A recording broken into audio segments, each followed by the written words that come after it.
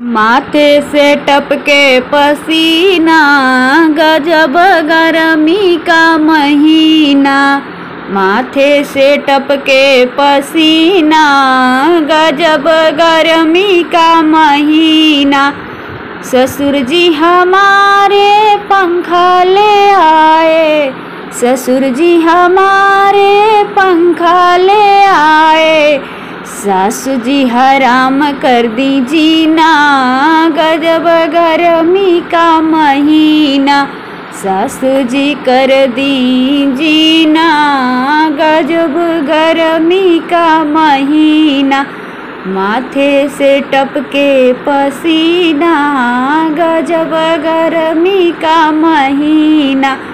जेठ जी हमारे कूलर ले आए, जेठ जी हमारे कूलर ले आए।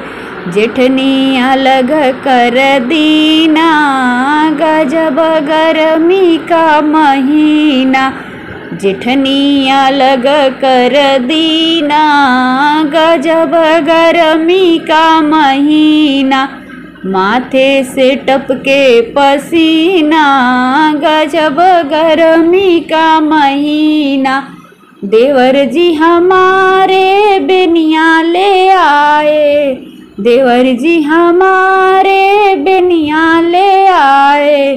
देवरानी कलह कर छीना, गजब गर्मी का महीना।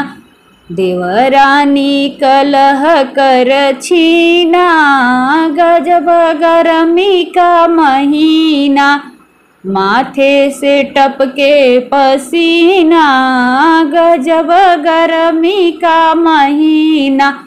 बलम जी हमारे एसी ले आए, बलम जी हमारे एसी ले आए। ननदी ने छोड़ा खाना पीना, गजब गर्मी का महीना। ननदी ने छोड़ा खाना पीना, गजब गर्मी का महीना। माथे से टपके पसीना, गजब गर्मी का महीना।